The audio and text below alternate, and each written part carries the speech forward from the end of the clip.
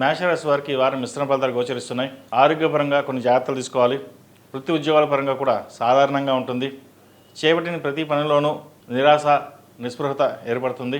అయితే కుటుంబ సభ్యుల అండదండలు లభిస్తాయి.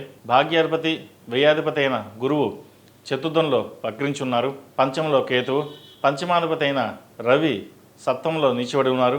అదేవిధంగా బుధకుజులతోటి కలిసి ఉన్నారు. వ్యాపార అభివృద్ధి కోసం ఈ చేసే ప్రయత్నాలు ఏవైతే ఉంటాయో అవి వారం సానుకూలంగానే ఉంటాయి. ఒక అడుగు ముందుకు వెళ్ళదు, ఒక అడుగు వెనక్కి వెళ్ళదు. ఎక్కడ వేసిన గొంగళి అన్నట్టుగానే అలాగే నిలిచిపోయి ఉంటుంది. ఏం చేయాలో తోచని పరిస్థితి ఏర్పడుతుంది. అయితే వీరికి ఏలినాటి శని కూడా నడుస్తుంది. గత వారం బాగున్న ఈ వారం ఏలినాటి శని వీరికి అంత అనుకూలంగా లేదు. ప్రతి పనిలోనూ ఆటంకాలు ఎదురవుతూనే ఉంటాయి. నిరాశ నిస్పృహత ఎక్కువ అవుతుంది. లాభాధిపతి అయిన శని వ్యయంలో ఉన్నారు. ఖర్చులు మటుకి అదుపులో ఉంటాయి. రావాల్సిన పాత బాకీలు ఏవైతే ఉన్నాయో అవి వచ్చే అవకాశాలు గోచరిస్తుంది. అదేవిధంగా విదేశీకి సంబంధించిన విషయ వ్యవహారాలు సానుకూలపడుతుంది. ఆరోగ్యరీత్యా కొన్ని జాగ్రత్తలు తీసుకోవాలి. తృతీయ షష్టమాధిపతి అయిన బుధుడు సప్తమంలో ఉన్నారు. ఆరోగ్యరీత్యా కొన్ని జాగ్రత్తలు తీసుకోవడం చెప్పదగిన సూచన. వివాహం సంబంధించిన విషయ వ్యవహారాలు సానుకూలపడతాయి.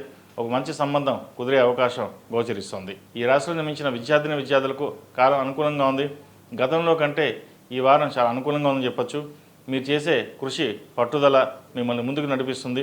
ప్రభుత్వ పరంగా ఉద్యోగం కోసం ప్రయత్నం చేస్తున్న వారికి, ఈ గ్రూప్స్కి ప్రిపేర్ అవుతున్న వారికి కాస్త నిరాశగా ఉంటుంది. అయితే పట్టుదలతో మటుకు ముందుకు వెళ్ళాలి. ఏదైనా సరే కష్టంతో కూడుకునే పనే ఉంటుంది కాబట్టి ప్రతిరోజు దక్షిణామూర్తి స్తోత్రాన్ని పఠించి ఏ పైన కార్యక్రమం ప్రారంభించండి. దక్షిణామూర్తి రూపుని మెడలో వేసుకోండి, మంచి ఫలితాలు ఉంటాయి. ఈ రాశిలో జన్మించిన స్త్రీలకు వృత్తి ఉద్యోగాల పరంగా వ్యాపార పరంగా అనుకూలంగా ఉన్నప్పటికీ సంతానపరంగా కొంచెం ఇబ్బందికరమైన వాతావరణం ఉంటుంది. ఏదైనా సరే బంధువర్గం మీకు సహాయ సహకారాలు అందిస్తారు. ఫైనాన్షియల్గా పరంగా కూడా కొంత అనుకూలత ఉంటుంది. రావాల్సిన బెనిఫిట్స్ ఏవైతే ఉన్నాయో అవి వచ్చే అవకాశం గోచరిస్తుంది. ఏదైనా సరే అప్పులు తీర్చివేయాలి, జీవితంలో ఎవరికి అప్పు ఉండకూడదు అనే భావంతో ఉంటారు. కలో గంజో బతికి ఉండాలి తప్పితే కానీ ఒకరి కింద మనం చేయకూడదు. రేపొద్దున చేయడం వల్ల మనల్ని ఏదో మాట అంటారు అన్న భావన కూడా ఉంటుంది. వీరికి మొండితనం ఎక్కువ అవుతుంది. ఏదైనా సరే కోపతాపాలకు దూరంగా ఉండి తీసుకునే నిర్ణయాలు స్థిరమైన నిర్ణయాలు తీసుకోవడంగా చెప్పదగినది. దానివల్ల భవిష్యత్తులో బాగుంటుంది. ఈ రాశి వారికి ప్రతిరోజు ప్రతినిత్యం ఓం నమః శివాయతో దీపారాధన చేయడం, అదేవిధంగా దక్షిణామూర్తి స్తోత్రం పఠించడం చెప్పదగిన సూచన. ఈ రాశిలో జన్మించిన వారికి కలిసి వచ్చే సంఖ్య 4, కలిసి వచ్చే రంగు తెలుపు.